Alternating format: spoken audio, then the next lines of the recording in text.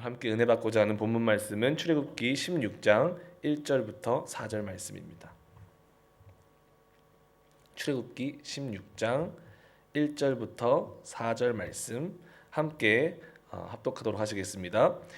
이스라엘 자손의 온 회중이 엘림에서 떠나 엘림과 시내산 사이에 있는 신광야에 이르니 애굽에서 나온 후 둘째 달 15일이라.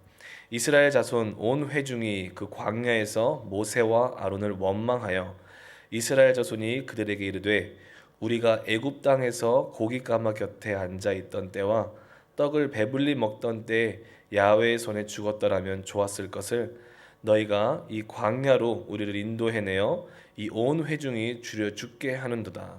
그때 야훼께서 모세에게 이르시되 보라, 내가 너희를 위하여 하늘에서 양식을 비같이 내리리니 백성이 나가서 일용할 것을 날마다 거둘 것이라. 이같이 하여 그들이 내 율법을 준행하나 아니하나 내가 시험하리라. 아멘.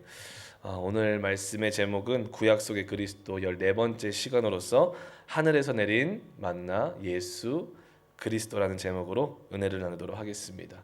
지난 시간까지 우리의 인생의 쓴물을 달게 하시는 분은 오직 예수 그리스도이심을 나눴습니다. 광야의 삶이, 우리의 신앙생활의 삶이 아무리 고통스러운 길일지라도 그리스도와 예수 그리스도와 함께하는 사람은 그 광야의 모든 순간에 우리 주님이 허락하시는 단물을 경험하는 사람이라는 것을 나누었습니다. 그래서 정말 예수 그리스도와 함께하는 사람들은 쓴물 같은 상황 속에서도 웃으며 기쁨으로 살 수 있는 사람들이라는 것을 나누었습니다. 오늘 본문 말씀은 이스라엘 민족이 출애굽한 지 한 달 반 정도가 지난 후에 광야에서 음식이 없어 굶주림으로 고통당하는 이야기로 시작합니다. 그런 이스라엘의 모습을 보시면서 하늘에서 만나를 내려주시고 그들의 생명을 보존해 주시고 그들에게 필요와 만족을 허락하시는 하나님의 모습을 발견할 수 있습니다. 이 이야기를 통해서 그 하늘에서 내려주신 그 만나는 오늘날 우리에게 허락하신 예수 그리스도를 예표하고 있다는 것을 발견할 것이고, 이를 통해서 오직 그리스도 예수를 내 삶에 모시는 것이 우리의 유일한 생명이고 우리의 유일한 만족임을 나눌 것입니다. 그리고 그 예수 그리스도를 어떻게 내 삶에 모실 수 있는지 이해하며 은혜를 나눠 보도록 하겠습니다. 오늘 본문 2절 말씀에서는 이렇게 말씀하고 있습니다. 이스라엘 자손 온 회중이 그 광야에서 모세와 아론을 원망하여. 이스라엘 민족이 광야의 삶 가운데 굶주림을 통해서 하나님께 원망하고 있는 장면입니다. 모세와 아론에게 원망하고 있는 장면입니다. 이 말씀을 읽는 순간 저는 전혀 낯설지가 않았습니다. 왜냐하면 우리도 배고프면 짜증나잖아요. 그렇지 않습니까? 이제 저희 교회도 금식을 하시는 분이 많이 있으신데, 금식이 선포됐고 많은 분들이 금식을 하시는데, 저는 개인적으로 배가 고프면 힘이 빠집니다.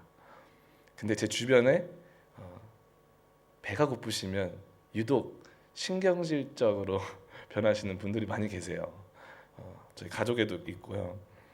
그래서 이 모습이, 이스라엘의 모습이, 이 원망하는 모습이 낯설지만은 않았습니다.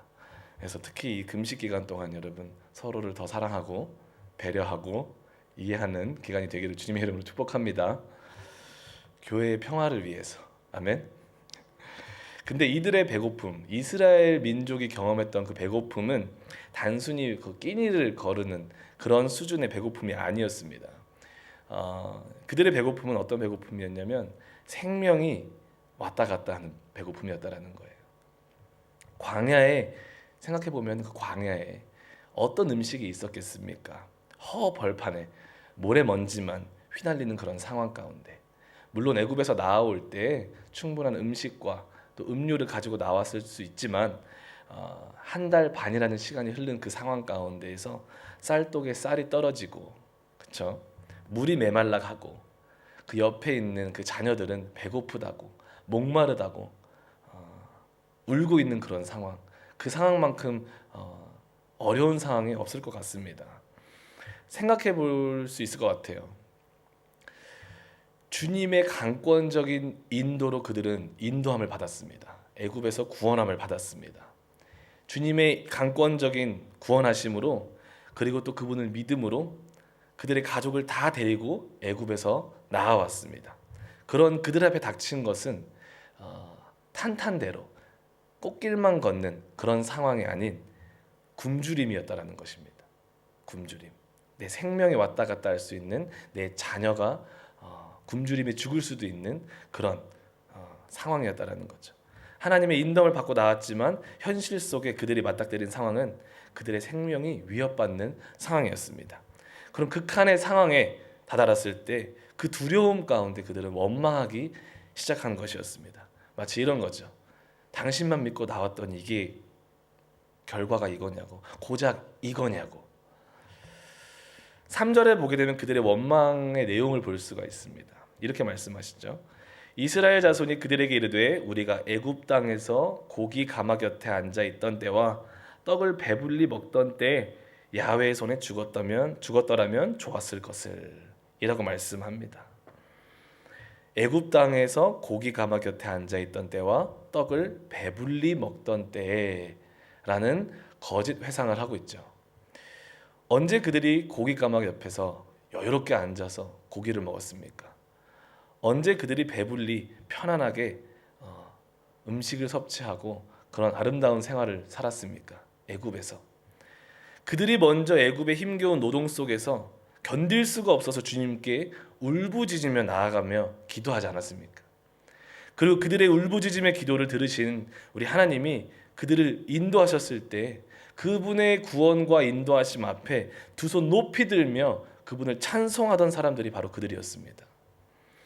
하지만 현실 앞에, 또 그 두려움 앞에 그들의 믿음과 그 은혜와 감사와 사랑은 온데간데 없어지고 자신을 구원하시고 인도하여 내신 하나님을 향해 오히려 원망의 손가락, 원망의 화살을 돌리기 시작하고 있는 것입니다.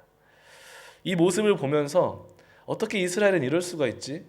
라는 생각보다는 오히려 이런 생각이 들었습니다. 이 모습이 지금 내 모습 아닌가? 지금 이 모습이 우리들의 모습과 너무나도 똑같다라는 마음을 갖게 되었습니다. 하나님의 말도 안 되는 놀라운 은혜와 사랑으로 우리는 구원함을 입었습니다. 그 큰 사랑을 입었습니다. 믿음으로 주님의 길을 따르며 우리 신앙생활을 시작하였습니다. 주님의 길을 간다는 것만큼 우리 인생 가운데 가장 큰 행복은 없습니다. 아멘. 우리 주님의 길을 따라갈 때 가장 큰 행복이 있습니다. 그럼에도 불구하고 그 주님의 길을 가다 보면 항상 위기가 찾아옵니다. 어려움이 찾아옵니다. 근데 그 어려움과 위기는 결코 우리를 넘어뜨리려 함이 아닌 우리 믿음의 성장과 성화의 과정을 위함임에도 불구하고 그 모든 순간은 우리에게 때로는 너무나도 큰 벽처럼 느껴질 때가 많이 있습니다. 때로는 내가 이뤄놓은 어떠한 것들을 잃어버릴 때도 있고, 내 건강을 잃어버릴 때도 있고, 주님을 위해서 최선을 다했는데 내 건강을 잃어버릴 때도 있고, 정말 말 그대로 쌀독에 쌀이 떨어질 때도 있고, 직장과 사업과 그런 모든 것에서 손해를 봐야만 하는 상황도 있을 수도 있고, 주님을 위해 주님을 열심히 따랐는데 그러다 보니까 남들이 다 누리는 특혜와 또 베네핏을 포기해야 될 때도 있고, 아무리 주님께 기도해도 나아지지 않는 상황이 있을 때도 있고, 그러다 보니 내가 지금 가는 이 통과하고 있는 이 어두운 터널의 끝이 과연 있을까라는 의심 속에서 살아갈 때도 있지 않습니까? 신앙생활은 결코 꽃길만 있는 것이 아닙니다. 신앙생활은 때로는 가시밭을 걷는 것처럼 고통스러운 것이 신앙생활입니다. 그럴 때 우리는 때로는 믿음으로 그런 순간순간을 돌파할 때도 있지만, 또 반면에 수많은 시간 동안 우리 스스로를 돌아봤을 때 이스라엘과 같은 모습을 우리 스스로에게서 발견할 수 있는 것 같습니다. 조금만 힘들면 옛날을 회상하면서 내가 예수님 안 만났으면 이렇게 살지 않았을 텐데, 한 번쯤은 이 말 해보지 않으셨습니까? 안 하셨군요. 제가 죄인 중에 괴수입니다. 저는 해봤기 때문에 여기는 역시 시드니 순복음교회는 믿음이 좋으십니다. 네. 끝까지 그렇게 꽁꽁 숨기면서 살기를 주님의 이름으로 축복합니다. 네. 그렇게 하잖아요. 내가 예수님만 안 만났으면 내가 이렇게 안 살았을 건데, 내가 교회만 안 나가면 내가 돈 더 벌 수 있을 건데, 내가 교회만 안 갔으면 내가 더 쉴 수 있었고, 더 공부 많이 할 수 있었고, 더 자유를 누릴 수 있었을 텐데. 저도 어린 나이지만 아직 제 경험상 시간이 더 많이 확보가 된다고 공부를 더 하진 않더라고요. 시간이 더 많이 확보가 된다고 더 쉬지도 않더라고요. 오히려 더 피곤하고 더 딴짓을 많이 하는 우리를 발견할 수 있지 않습니까? 사람은 참 연약한 것 같습니다. 우리는 참 연약한 것 같습니다. 이런 고통과 고생 앞에서 하염없이 약해지는 게 사람입니다. 현실의 벽 앞에 너무나도 쉽게 무너져 버리는 나약한 존재입니다. 내 인생 앞에 이미도 하나님께서 두신 품게 하신 그 미래와 소망과 그 비전과 계획을 항상 꿈꾸고 기억하기보다는 항상 어려움 앞에 예전을 회상하고 그때로 돌아가고 싶어하는 그런 모습을 우리 속에서 발견할 때가 많이 있습니다. 현재의 고통 앞에 주님을 만났을 때 그 기쁨과 행복과 사랑은 온데간데 없어지고 그 전에 내 욕정대로 살며 세상 가운데서 허우덕거리며 만족함 없이 살던 때를 애써 포장합니다. 우리는 애써 포장하면서 그때를 회상하고 마치 그때가 되게 좋았던 것처럼 거짓 회상을 하면서 그때로 돌아가고자 하는 그런 우리들의 연약한 모습을 발견할 때가 많이 있습니다.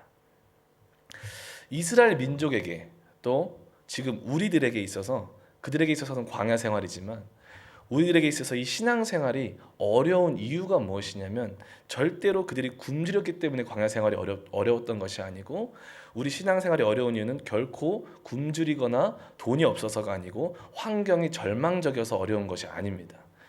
우리의 신앙생활, 광야 생활이 어려운 이유는 현실 앞에서 하나님이 우리 안에 심어주신 그 꿈을 너무나도 쉽게 잊어버리기 때문에 어려운 것입니다. 한 가지 예를 들어드리면 골프에서 가장 중요한 것은 뭐냐면 끝이 어딘지를 분명히 아는 것이라고 합니다. 매 스테이지마다 끝이 어딘지를 확인하고 알고 치는 것이 가장 중요한 요소라고 합니다. 믿으셔도 돼요. 친구 중에 프로골퍼가 있는데 그 친구가 알려준 겁니다. 네. 끝이 분명하면 그 순간순간에 있는 장애물들은 결국 그 끝을 도달하기 위한 도구만 될 뿐입니다. 아무리 강한 바람이 불어도 내가 끝을 알면, 내가 가고자 하는 그 길이 어딘지만 알면 그 바람은 그곳까지 나를 인도하기 위해서 내가 사용할 수 있는 도구이고 기회가 된다는 것입니다.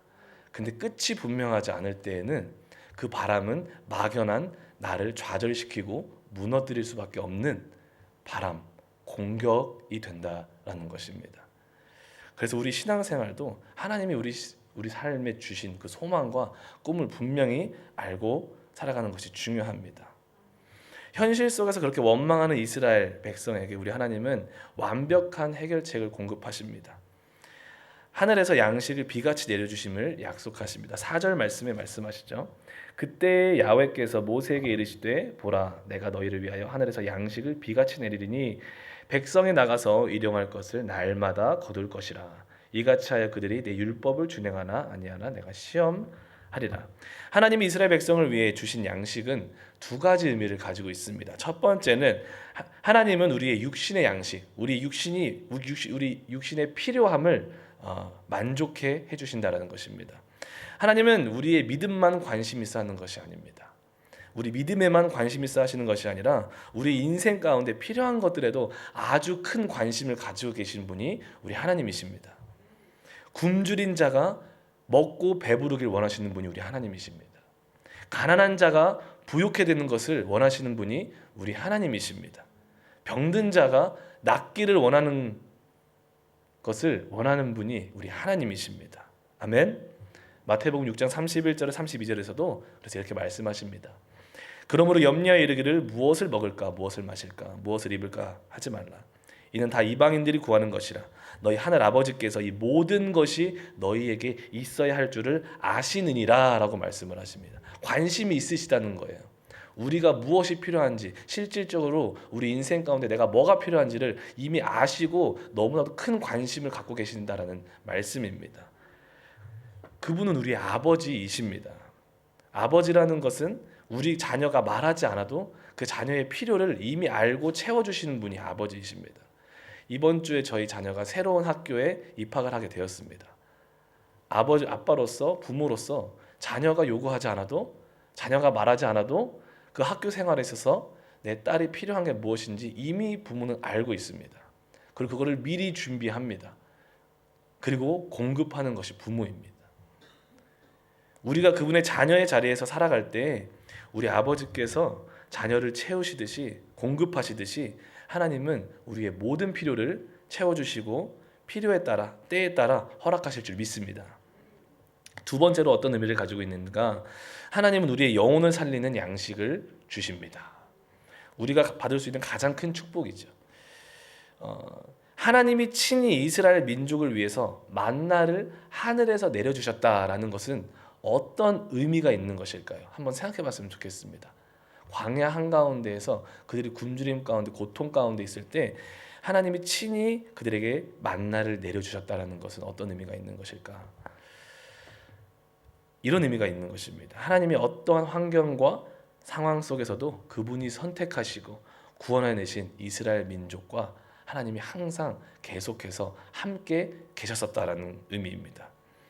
광야에서 이스라엘 민족이 받은 축복은 그들이 얼마나 많이 무엇을 받았느냐가 아니었습니다. 그들이 광야에서 받았던 축복은 뭐냐면 그들이 누구와 함께 있었는가 라는 축복이었습니다. 그래서 하나님은 그들에게 만나를 친히 내려주셨던 것입니다. 그들과 함께 계셨기 때문에. 그리고 그들에게 말하죠.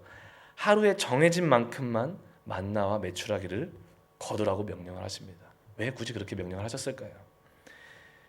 그 이유는 너희의 생명은 너희들의 많고 적음에 있는 것이 아니라 너희의 생명은 날마다 너희와 함께하는 분이 누구인지를 아는 것에 있다라는 것을 알려주고 계시는 것입니다. 오늘 우리 신앙생활도 마찬가지입니다. 우리의 살고 죽음, 우리의 영혼이 살고 죽음은 내가 얼마나 이 땅 가운데 많이 갖고 적게 갖고 있느냐가 아니라 날마다 나와 함께 하시는 이가 누구인지를 알고 그분과 날마다 함께 하는데 우리의 살고 죽음이 정해진다는 것을 기억했으면 좋겠습니다. 우리는 오늘 이 하루 누구와 함께 하시겠습니까? 예수 그리스도와 함께 하시기를 주님의 이름으로 축복합니다. 이스라엘 민족에게 내려주신 만나는 오늘날 우리에게 보내주신 예수 그리스도를 예표하고 있습니다. 그래서 요한복음 6장 32절에서 35절에 보게 되면 예수님이 직접 그 이스라엘에게 내렸던 그 만나를 자신을 빗대어 설명을 하십니다. 예수께서 이르시되 내가 진실로 진실로 너희에게 이르노니 모세가 너희에게 하늘로부터 떡을 준 것이 아니라 내 아버지께서 너희에게 하늘로부터 참 떡을 주시나니 하나님의 떡은 하늘에서 내려 세상에 생명을 주는 것이라. 그들이 이르되 주여 이 떡을 항상 우리에게 주소서. 예수께서 이르시되 나는 생명의 떡이니 내게 오는 자는 결코 줄이지 아니할 터이요 나를 믿는 자는 영원히 목마르지 아니하리라. 이스라엘 민족이 광야의 굶주림 속 만나를 통해서 하나님과 함께 하심을 누렸습니다. 그 만나는 오늘 우리에게 허락하신 참떡, 생명의 떡이신 예수 그리스도이십니다. 그분은 임마누엘의 하나님, 우리와 영원히 함께 하시겠노라 약속하신 하나님이십니다. 보라 처녀가 잉태하여 아들을 낳을 것이요 그의 이름을 임마누엘이라 하리라 하였으니 이를 번역한즉 하나님이 우리와 함께 계시다 함이니라. 이스라엘 민족에게 만나를 주시고 그 만나를 주심은 내가 너와 함께 한다라는 것을 말씀해 주듯이 우리들에게 예수 그리스도 참떡 생명의 떡을 허락하신 이유는 하나님께서 우리들에게 말씀하고 있는 거예요.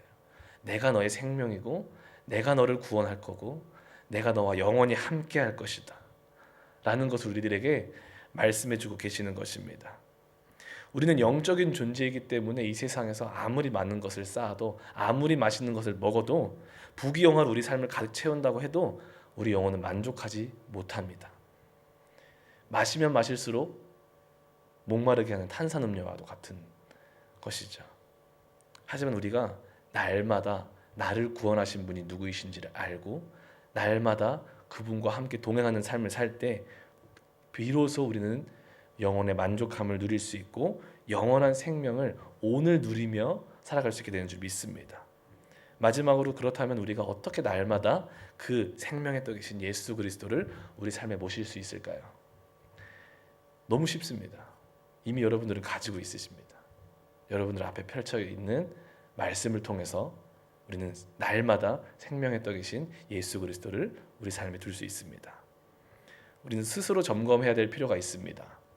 과연 나는 얼마나 하나님의 말씀에 가까운 삶을 살고 있는가? 왜냐하면 오늘 내가 가지고 있는 이 말씀과의 거리가 결국 주님과 나와의 관계가 될 것이기 때문입니다. 예수 그리스도는 성경은 분명히 말씀하고 있습니다. 예수님은 말씀이시다.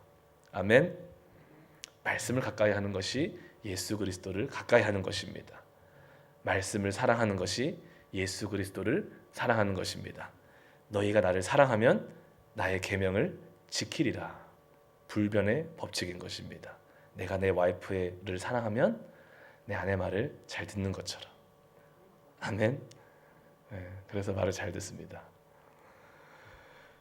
말씀으로 내 삶에 채우기 시작할 때 정말 신기한 것은 천국은 결코 죽어서만 가는 곳이 아닌 오늘 이 하루 내 삶 전체가 천국이 되는 줄 믿습니다. 왜냐하면 청소가 아니라 죄송합니다. 천국은 장소의 개념이 아니라 하나님이 있는 곳이 천국이기 때문에 그렇습니다. 말씀을 내 삶에 가까이 할 때 주님이 나와 함께 하시고 주님이 내 삶 속에 계시다면 내가 일터에 있든 학업에 있든 내가 부엌에서 설거지를 하든 그곳이 천국이 될 줄 믿습니다. 사랑하는 성도 여러분, 하나님은 우리에게 생명의 떡이신 예수 그리스도를 친히 내려주셨습니다. 그분은 영원토록 우리와 함께하여 그분께 나오는 모든 자에게 목마르지 않게 하여 주시며 우리의 영혼을 소생시키시며 매일 하루하루 천국을 경험하는 생명 있는 삶을 살 수 있도록 인도해 주십니다. 오늘 이 하루 생명의 떡이신 예수 그리스도와 함께 천국을 누리며 살아가시는 모든 성도님들 되시기를 주님의 이름으로 축복합니다.